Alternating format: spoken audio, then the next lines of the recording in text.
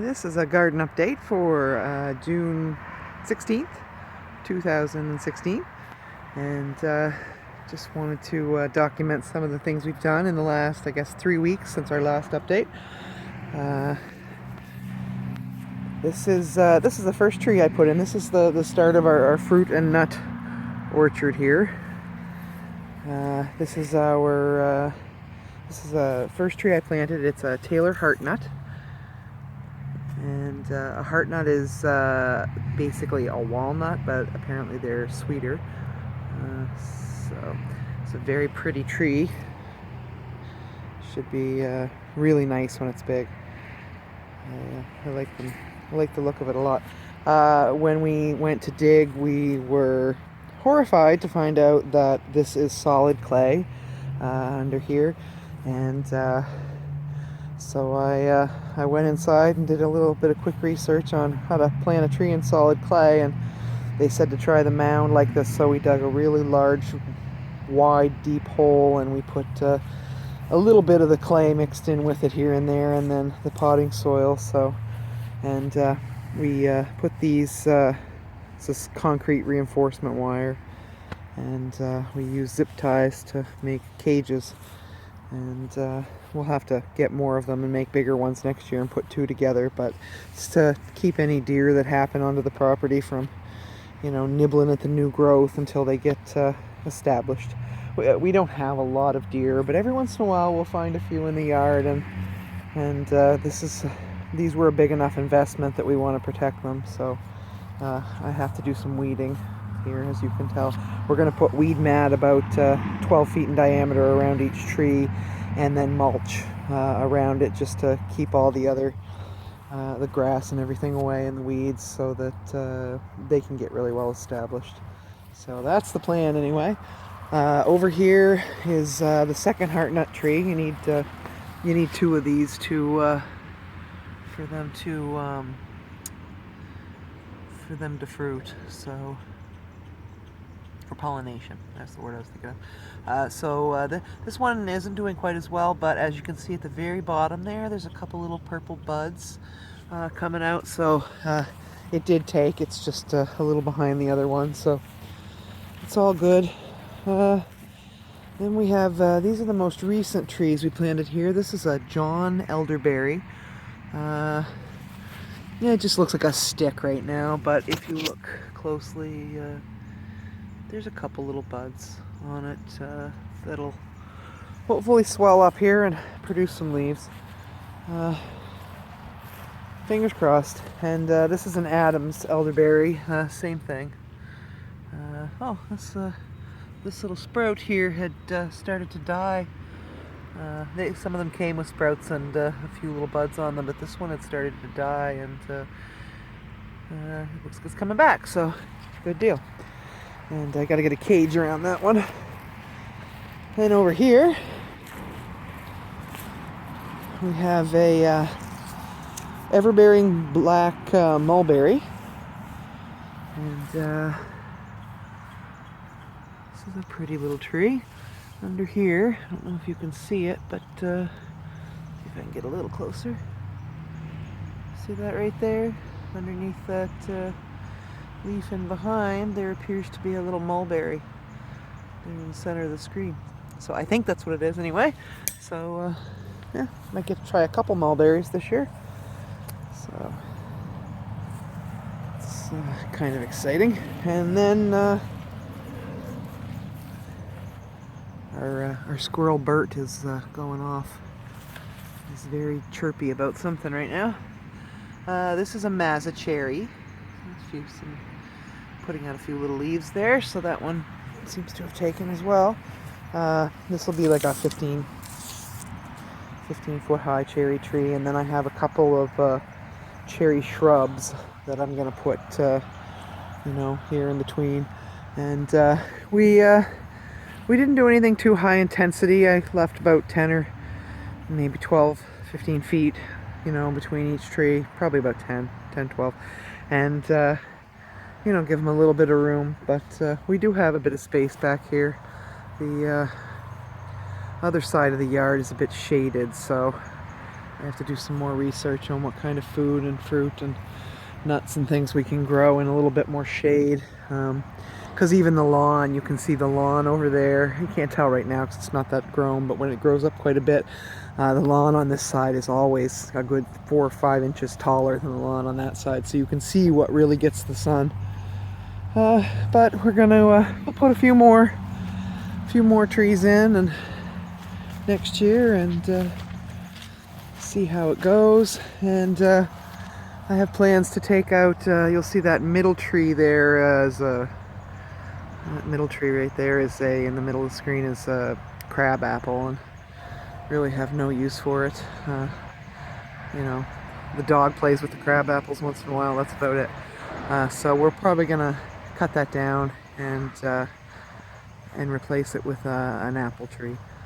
You know, because I hate to cut the tree down, but we don't have that much space, so we do have to you know, do what we can. And this shrub here has to go because it serves no purpose but to flay me every time I mow the lawn. So I'm going to relish, you know, I'm kind of going to relish that job, taking that one down. And this little scrub maple in the front here has to go. Because, well, it was this one or the back one, and this one's just in a better spot. The greenhouse is going to go over there, so I don't want a big tree next to it. The greenhouse is going to go next to the shed, the dream greenhouse. So down here is the raised bed portion of the garden, and that's Bert. You can hear in the background. He's named after my dad. We don't have a lot of wildlife here. It's odd. I'm sure with the fruit and the nuts and everything, pretty soon we will, but I'm sure Bert's just the first. But he's a little red squirrel that lives up in that tree and part-time in my shed. We had a crow show up here right after Aaron's grandfather passed, and she named him Gerald after her grandfather and said that she thought, you know, it was him for some reason. And I said, well, if a squirrel ever shows up here, we're naming him Bert, because my dad was my dad had a pet squirrel. And long story short, and so yeah, so we named the squirrel Bert when he showed up. This is the raspberry patch. We planted these last year, and I'm really happy with how they look. I'm not really happy with how much I've weeded, but just priorities. We just haven't had time to do any of that yet. That'll come, and I'll fertilize it with some manure and stuff. But there are some, I believe these are, I think that's them fruiting. So, you know, fingers crossed we'll get a few raspberries. Our granddaughter's already informed us she plans on eating them all. So I don't know if we'll actually get raspberries, but she will at least. This is the blueberry bed. I just put this in this year. I've only got 2 in here so far. I'm gonna put 5. Gotta order 3 more, but they're starting to take. So got some new growth on them. They're Chippewa blueberries. I think they're supposed to be an early blueberry. I forget what I have over in the other bed. This is the bed with the white Carolina pine berries. And you can see here, they look a little nibbled upon. But I planted 32 in this bed.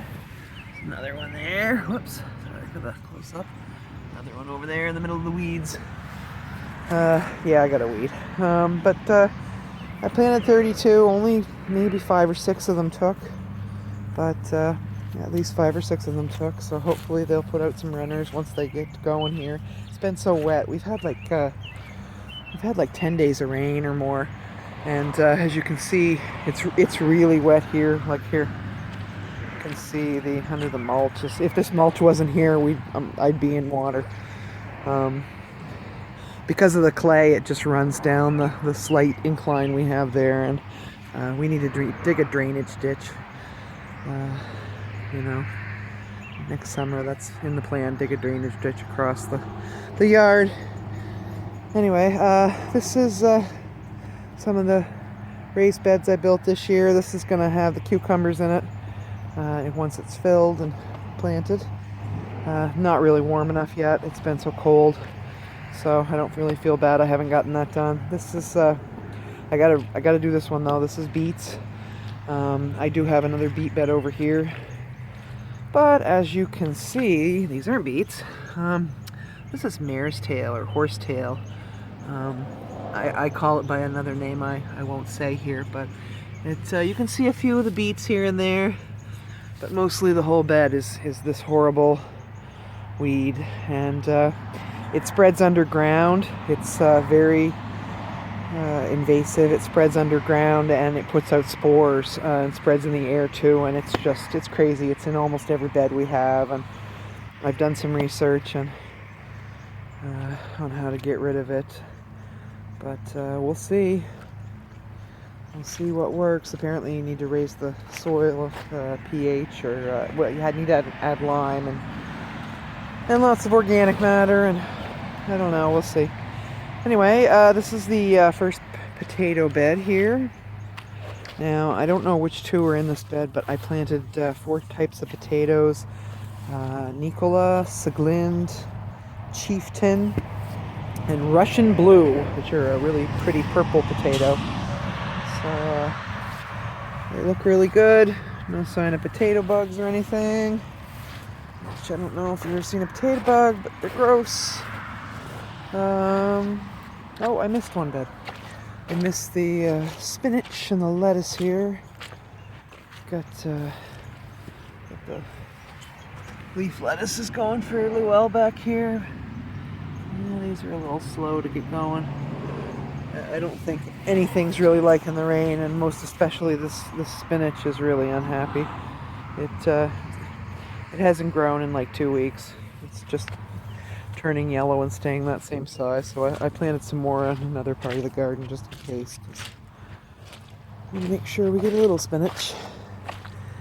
And yeah, the weeds are kind of going crazy. Hopefully this weekend we'll get in here and fix that, but we've got some Swiss chard here, and then there's 10 square feet of leeks, and then we got like 12 square feet of weeds, and there's a couple square feet of beets, and in amongst the weeds here there's the odd parsnip.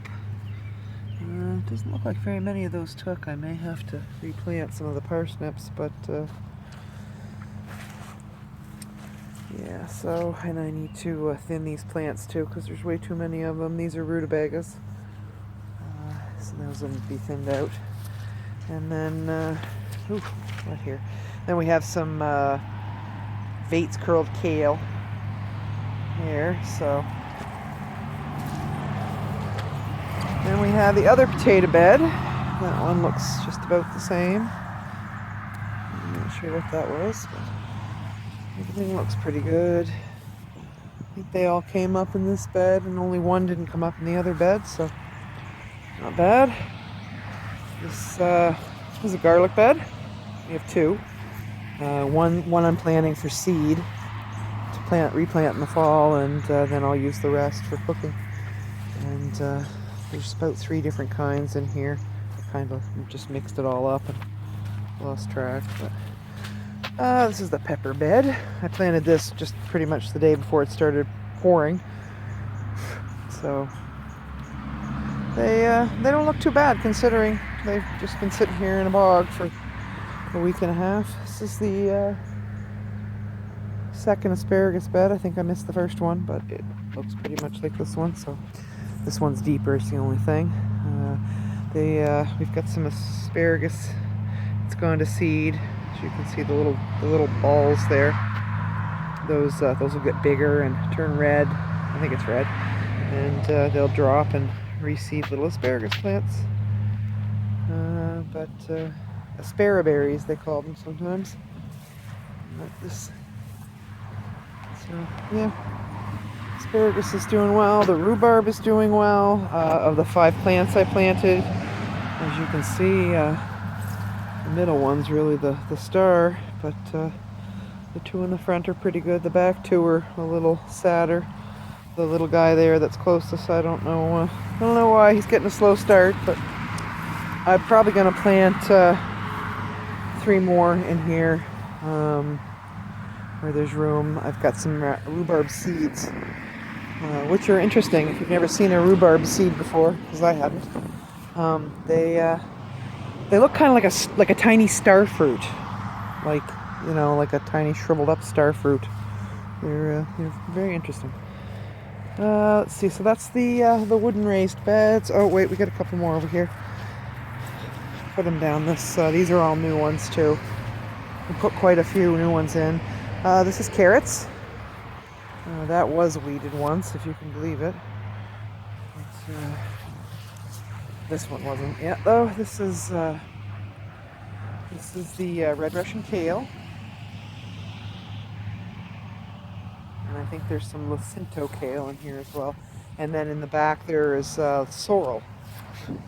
But I gotta look up what sorrel looks like, because I'm not sure. I'm sure it's come up, but I'm not sure what it looks like, and I gotta check before I weed, because I don't want to yank it out thinking it's a weed.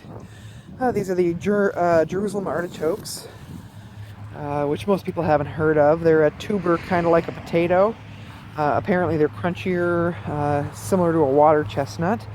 But people use them like potatoes. You can use them raw in a salad, I guess. Or you can roast them like you would, carrots and turnips and potatoes. So, yeah, and they're supposed to be really very prolific. And they spread really well, so, you can give them to friends and things. And I'm hoping someday down the road I can sell these, online. The seeds, basically, the tubers. This is horseradish. There's 5 of them in here. One in the back's a little slow, but they look pretty good. I just thought that would be fun to grow, and my wife likes it, so. This needs to be weed matted. This is a little 4x4. This is going to be a little herb garden. And a spot for the few extra sweet potatoes I have. I think I have like 4 extra ones that won't fit in the bed. So, and then the rest will be an herb garden that's closer to the pardon the mess, that's closer to the house. Just so when we run out here, to cook at night, we tend to cook kind of late, have kind of a late supper, because usually we're out here till 8:30 or 9. So then, we won't have to run out in the dark. And this bed is close enough to the deck that the dogs will be able to reach it, and so there won't be any food in it. It's just going to be flowers. But I'm really looking forward to putting a whole bunch of annual cut flowers in here and just scattering them all through it. And I don't know, it'd be fun just to see what happens. That's it for the raised beds. And there's the dirt pile over here, and the cherry and cherry shrubs I mentioned, and also I have 2 more. They're called chums to put in. Oh, and they look like they're springing back to life too, so that's good. Chums are a cross between a cherry and a plum. So, yeah. I can't wait for the fruit. I'm pretty excited about that to get going. And, we have a little bit of established fruit here already. We've got these are the Haskap. There's 2 varieties here. One of them, I believe the smaller one, is called Borealis. This one. Yeah. This one is a berry blue. Berry blue and a Borealis. This little Borealis is, the berries are rounder and they're kind of spicy. They're very different tasting, the berries, and these ones are a little more sour, and they're a little more oblong. Yeah, you can see the berries, they're a little more oblong than, I don't know if these ones are. Yeah, these ones are kind of oblong right now too, but they fatten up quite a lot. So yeah, we've got 2 of those, and then I've got another one over in a pot there that I'm going to make a whole bed of them. This is blueberries. I think the variety's on the other side. I don't remember what they are, but they were very tasty. We bought these last year. No, the year before. Yeah, actually, the Haskap was the year before too. So these are we bought these 2 years ago, and they both fruited really well last year. I think this is going to be even better this year.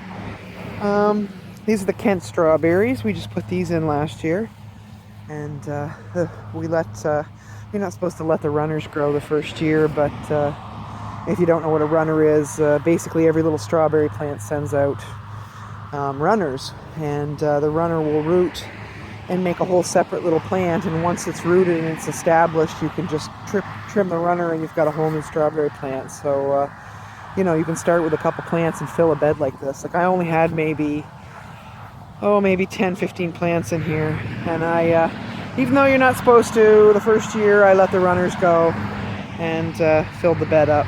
So we'll see. You know, I'm not sure it was a bad idea, because they certainly seem to be fruiting. We've got lots of flowers, and yeah.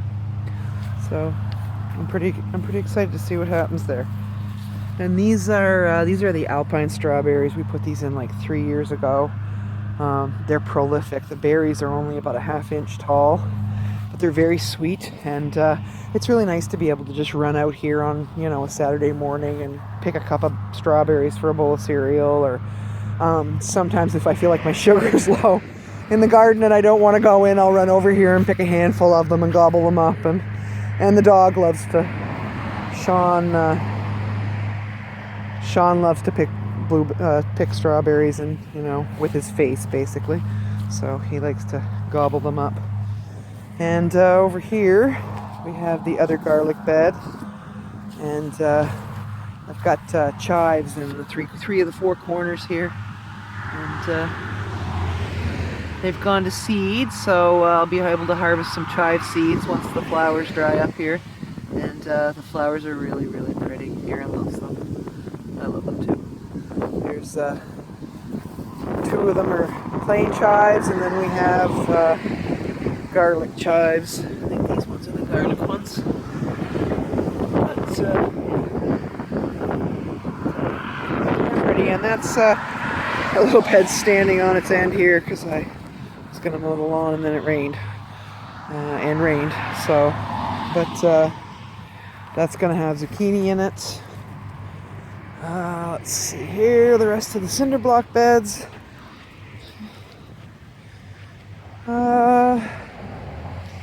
Got some cabbages here. Now that the weather's dry, I got to mix up some BT and come out here and spray them, because something's nibbling on them, and it's too early for the cabbage moss. So, and I haven't been able to catch anyone in the axe, so, but I almost think it might be armyworms, because I did find an armyworm on one of the hascap plants, so I kind of wonder. I got a few volunteer potato plants coming up. There's a couple there, and that big one. This was a potato bed 2 years ago, and I still get potato plants coming up. We got arugula and mustard, and geez, I forget, and I don't see where the little sign is. Arugula, mustard, I think there's Mizuna over there. The Mizuna the flea beetles seem to really love, and I didn't have my row covers out, so I may have to replant that, because they've gnawed it right down to nothing. And basically I'm just leaving it there right now, so they'll keep chewing on that and leave the rest of it alone. But yeah, and I think I've got some radishes back there. And this is the mint. I'm gonna have to dig this out and put this in a whole another separate little bed somewhere, because it yeah, and it's weird, because this was the plant last year and this whole thing died, but then it spread out everywhere else. But that one over there's oh, and you can smell it too. But, it's very invasive, and it keeps going into the rest of the bed, so I think I'm just gonna, yeah, so you can see right here, keeps going in. So we got some lettuce here, a bunch of different types, and some mesclun mix, and some of them were brassicas, and you can tell which ones right there, the ones they chewed up. And these are potatoes coming up. Definitely some maintenance we need to do here once everything's planted. Hopefully we'll get that done by the end of the weekend. And this is the herb bed. Really happy with this. A lot of stuff came back. This sage plant came back. This one too, I think. This is a new one I planted, and this is a new one that I planted. There's another little one over here. So yeah, I didn't even know sage was a perennial. I didn't think it was a perennial in our area. We had one thyme plant come back right here. So the rest of it's dead, but it's slowly perking up and coming back. And this is summer savory here with the little purple flowers. They're so pretty. I don't even know why I cook it. I don't grow it. I don't even know why I grow it. I don't cook with it. I don't know. It's fun to grow. Let's see. That's tarragon there. I bought that because I keep meaning every year to save a cutting and take it inside, and the same with rosemary. For some reason the rosemary didn't overwinter, although it's supposed to. But I had two of them, and they both died. These are the oregano. These are the third year for these oregano, and second year for the spicy oregano in behind there. These are beautiful. They're really well established at this point, and and they smell good. But I just cut this all summer long and dry it, cut it and dry it. I'll use some of it fresh, but mostly I just, I use a lot of it dried. There's parsley. That parsley overwintered, and then I have a bunch of flat leaf and curled mix that I also planted because I wasn't sure if it would overwinter. So, but hopefully this is going to flower and we'll harvest some seed from that. And back here we have marjoram. I need to trim off. It's kind of yellow and sad looking. I need to trim that off and dry it and see if it perks back up. Here in these few square feet here we have cilantro and dill coming up. And they are sprouting. We have just regular green onions here, just bulbing, non-bulbing onions. And we have a little zigzag of peas. These are just snow peas. They're my favorite anyway. I just find that the snap peas, it takes many peas to actually have peas, so. But the snow peas, you eat the pod and everything, so they're just a little more substantial, I guess. Here's my corn, which I'm sure is loving this rain as much as everything else is. Not.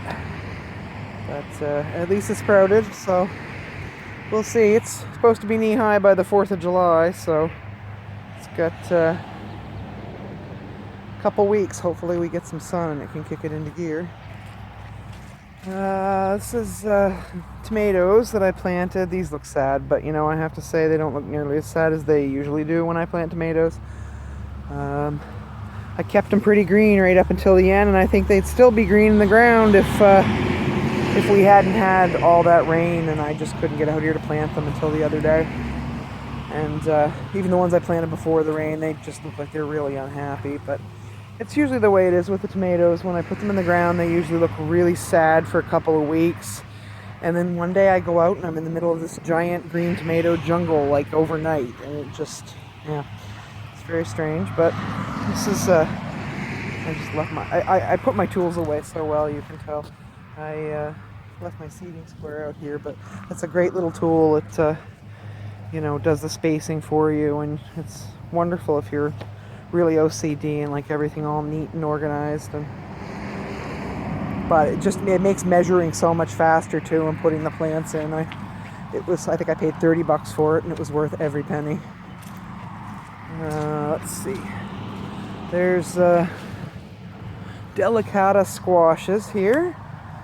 And speaking of plants that love cold, rainy weather, here's the basil, which doesn't, it smells amazing. It doesn't look bad considering it's really been not basil type weather. And here's the rest of the very, very sad tomatoes. I might lose a couple. Of course I say that every year, and they always perk back up. But we'll see. These are beans. We've got, not sure how the water's treating those either. Some of them look like they rotted coming right out of the ground. I'll have to replant a few of them. There's green fillet beans, burgundy beans, and some yellow wax beans. And oddly, there's there's like some sort of melon popping up here everywhere. I'm not quite sure. Huh. Don't know. I'm not sure where that would come from. But we've got those. And I feel like there was something planted here. I think there's butternut squash here in this bed. The rest of this bed, they haven't come up yet. This is a section of cherry tomatoes we have planted. And oh, you know, I didn't label anything yet, so I don't know what's in the middle of here, to be perfectly honest. But we got some celery here on the end, and we got some chocolate peppers. So I had to go buy more celery. You can tell the bigger, brighter, greener plants came from the greenhouse. But you know, considering I started my inside with not, you know, real great, awesome lighting, mine look pretty good, I think. So yeah, that's the, I think that's it. That's the whole thing. We've got quite a lot going on here, and I'm sure the next update there'll be even more. So tune in next time, and we'll see what we've gotten done since then. Thanks for watching.